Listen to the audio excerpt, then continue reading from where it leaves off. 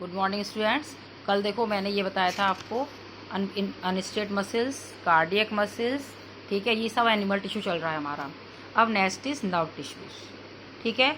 तो nerve tissues perform the function, ये हमने पढ़ा हुआ है, ध्यान होगा शायद। नर्व सेल, न्यूरॉन भी हम इसे कहते हैं, दिस आर नर्व सेल, ठीक है। और इसका फंक्शन भी हल्का फुल्का ध्यान हो शायद, which carry information to the whole body, to the brain, है ना।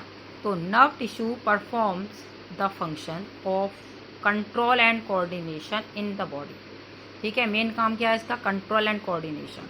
आप जो भी काम कर रहे होते हो वो आपकी इन्फॉर्मेशन जो भी है, जो मैसेज पास करना होता है, दिस इज़ आर रेस्पॉन्सिबल, ठीक है। It is made up of special type of cells called a neuron, ठीक है, या फिर हम नर्व सेल कह सकते हैं इसे। स्पेशल टाइप, दिस वन, देखो इसका स्ट्रक्चर, ठीक है, this are different types of. तो मैंने एक बार जब पढ़ाया था उस समय कहा था मैंने कि different types of structure of the cells have a different functions, ठीक है। तो according to function these structure will be different. तो nerves tissue is found in brain, spinal cord and nerves, क्योंकि आपको पता है नर्व टिश्यू मीन्स जो भी इंफॉर्मेशन है आपके ब्रेन तक जाती है, ठीक है, समझ में आ रहा है, और स्पाइनल कॉर्ड तक। तो यहाँ पर ये सब चीज़ें रेस्पॉन्स आपकी इंक्लूडेड हैं यहाँ पर। तो nerve tissue is found in brain, spinal cord and nerves. अब इसमें डायग्राम है हमारे पास, देखो ये सेल बॉडी है, this a nucleus, this is thin thread like structure in which it is a axon, these are dendrites, branched structure, and this is a nerve ending, this is a myelin sheath, ठीक है। चलिए तो अब आते हैं, first is cell body. It is the cell body, it is the cell body of neuron that has large central nucleus and cytoplasm. ये आपकी body है, सेल बॉडी, जो which have a nucleus and cytoplasm. Cytoplasm तो आपको पता है cell में होता है। डेंड्राइट्स, दिस वन डेंड्राइट्स, ठीक है। तो long thin hair like branched fibre which arise from cell body, cell body के चारों तरफ जो हेयर लाइक प्रोजेक्शंस हैं, these are called dendrites. Axon, a single long conducting fibre which coming out of neuron which transmit impulses away from cell body, ठीक है। a single long conducting मतलब कि which conduct information, this is a thread like structure called axon, ठीक है, which carry information from the body to spinal cord and brain, ठीक है, this is a nerve ending। अब ये है myelin sheath, myelin sheath, this is a outer covering of axon which help in, या हम कह सकते हैं विच प्रोवाइड मोर स्पीड, या हम कह सकते हैं कि increase the speed of information, ठीक है। तो माइलन शीथ क्या करता है? स्पीड बढ़ाता है आपके इंफॉर्मेशंस की, ठीक है, समझ में आ गया। This is a myelin sheath. अब नेक्स्ट आते हैं इसके बाद, a nerve cell is known as neuron, its length is in some neurons may be even ah 1 metre, ठीक है, समझ में आ रहा है। तो हम लार्जेस्ट सेल जब कहते हैं ना, largest cell, what is the name of the largest cell? तो न्यूरॉन, ठीक है। चलिए नेक्स्ट आते हैं, नर्व फाइबर या nerve tissue transmit and receive stimuli क्या होते हैं? जो आप जैसे टच कर रहे हो, स्टिमुलेशन का मतलब होता है कि आप किसी चीज़ को महसूस करना, ठीक है, और फिर उससे स्टिमुलेट होकर के आप उस इंफॉर्मेशन को कैरी करते हैं। तो nerves tissue transmit and receive stimuli, जैसे लाइट में आपकी आंखें कैसी हो जाती हैं, चौंधिया जाती हैं, ठीक है, तो वो क्या है? स्टिमुलाई है, ठीक है, आप स्टिमुलेट कर रहे हो from one organ to another organ in the body and allow moving muscles and react to stimuli. आप जैसे मान ली बहुत तेज लाइट पड़ती है, ठीक है, तो आप क्या करते हो? एकदम से लाइट पड़ती है, आंखें बंद कर लेते हो, या आपके पैर में कहीं लग जाती है तो आप जल्दी से पैर हटा लेते हो, ठीक है। तो वो क्या है? रिएक्ट टू स्टिमुलाई, उस स्टिमुलाई के अगेंस्ट हमने रिएक्शन किया है। This information pass through the nerve tissues, ठीक है, आपके ब्रेन तक जा रही है या स्पाइनल कॉर्ड तक जो जा रही हैं, और वहाँ रिसीव हो रही हैं, और वहाँ से आपको इन्फॉर्मेशन मिल रही है वापस से। तो वो सब कौन कर रहा होता है? आपका नर्व टिश्यू कर रहे हैं। और उसके अगेंस्ट आप जो भी रिएक्शन दे रहे होते हो वो आपके स्टिमुलाई के अगेंस्ट रिएक्शन होते हैं। चलिए अब नेक्स्ट आते हैं हम यहाँ पर। देखो ये मेन डिफरेंसेस हैं जो मैं तुम्हें बताऊंगी, क्योंकि ये डिफरेंसेस उस समय हमें समझ में नहीं आते हैं, लेकिन ये डिफरेंसेस पेपर में आते हैं, इसलिए बहुत ज़रूरी है। Differences between simple permanent tissue and complex permanent. देखो सिंपल परमानेंट टिश्यू में हमने पेरेन्काइमा पढ़ा था, कोलेन्काइमा पढ़ा था और स्क्लेरेन्काइमा पढ़ा था, ठीक है। और कॉम्प्लेक्स परमानेंट में हमने क्या पढ़ा था, जाइलम एंड फ्लूएम। यदि हम ध्यान से देखें तो दोनों में हमने क्या डिफरेंस देखा था, parenchyma, collenchyma, all types of tissues have only one type of cells, ठीक है, केवल एक ही तरह के सेल्स थे।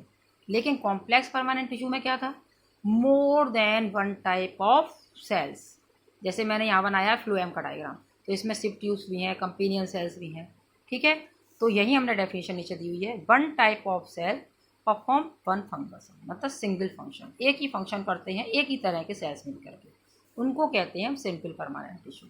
कॉम्प्लेक्स परमानेंट टिश्यू का करते हैं, मोर than one type of cells perform single function. More than one मतलब कि एक से ज़्यादा तरह के, आपके जैसे सिप ट्यूब था, है ना, पेरेन्काइमा, स्क्लेरेन्काइमा, फ्लोएम के, ठीक है। और कौन सा था हमारा, जैसे ट्रैकीड्स हैं, वेसल्स हैं। तो different types of cells perform a single function. Xylem में क्या काम हो रहा था, 4 सेल्स हैं, चारों मिलकर क्या काम कर रहे थे, ट्रांसपोर्टेशन ऑफ द वाटर। यहाँ क्या हो रहा था, ट्रांसपोर्टेशन ऑफ द फूड, ठीक है। तो this is difference between simple permanent tissue and complex permanent tissue. Next आते हैं, ये एक पेपर में आता है इस तरह से, जैसे हमने 3 टाइप्स ऑफ मसल्स पढ़े थे, तो ऐसे आता है, जैसे मान लीजिए given the differences between 3 types of muscles and according to these character, shape, nucleus, है ना। तो उसके अकॉर्डिंग यदि हम देते हैं आंसर, तो ये है, ये स्ट्रेट मसल्स हैं, ये स्मूथ मसल्स हैं और ये कार्डियक मसल्स हैं। तो सबसे पहले यदि हम शेप के अकॉर्डिंग देते हैं, तो शेप में क्या है, this is a long, cylindrical थी, अनब्रांच थी, ये स्पाइंडल थी, ठीक है, और अनब्रांच थी। ये कैसी थी, नॉन टैपरिंग, इसकी तरह नहीं थी, नॉन टैपरिंग थी, सिलेंड्रिकल एंड ब्रांच थी।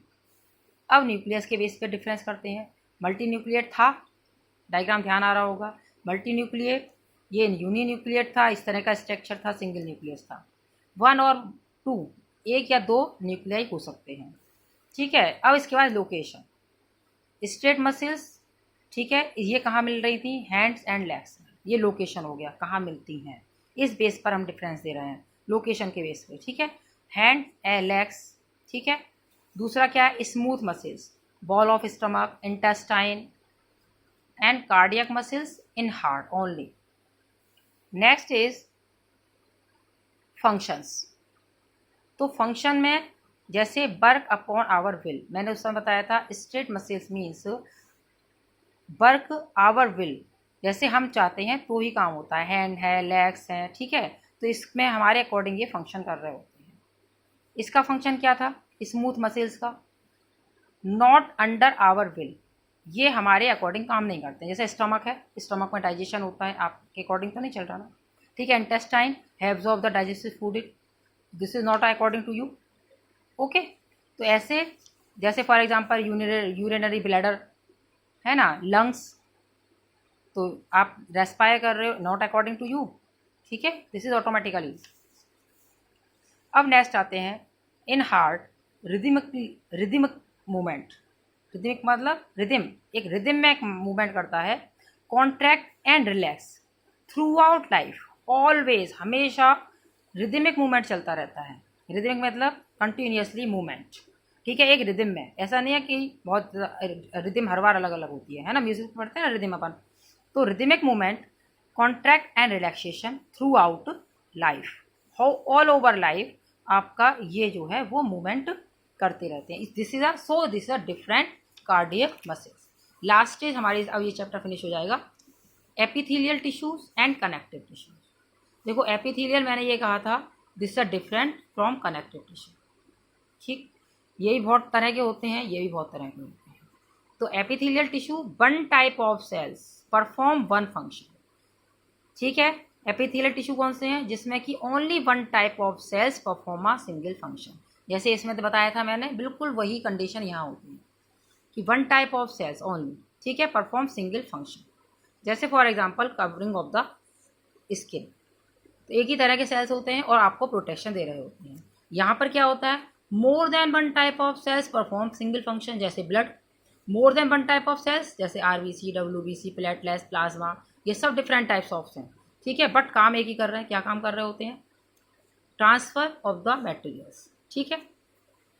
अब आते हैं next, the outer most layer of the body और organ formed by epithelium. Outer most layer of the body और ऑर्गन फॉर्म बाई एपिथेलियल, ये यहाँ पर दिखाया हुआ है, मैंने बताऊंगी अभी से। Connective tissue connect different tissue and organs. Connective tissue है, कनेक्टिव मतलब कनेक्ट करना, तो कनेक्ट करते हैं डिफरेंट टिश्यू एंड ऑर्गन्स, ठीक है। नेक्स्ट आते हैं, it cover both the internal and external lining of the organ. जैसे फॉर एग्जांपल दिस स्टमक, ठीक है, स्टमक बाहर से देखने में ऐसा लगता है, अंदर से ऐसा है, तो this is the outer lining, ठीक है, और दिस इज द इंटरनल, जिसमें से आपके क्या होते हैं, जूसेस सीक्रेट होते रहते हैं, ठीक है। तो inner lining form by the epithelium और external lining form by the epithelium, मतलब आउटर लाइनिंग और inner lining both form by the epithelial tissue. तो इस तरह से इनर और आउटर लाइनिंग कवर होती है। लाइनिंग का मतलब first layer of the organ. It provide support to different parts of the body by forming packing around different organ, जैसे ब्लड है, एडिपोज है, एरियोलर टिश्यू, ठीक है। तो बेटा अब कल नए चैप्टर स्टार्ट कराऊंगी मैं।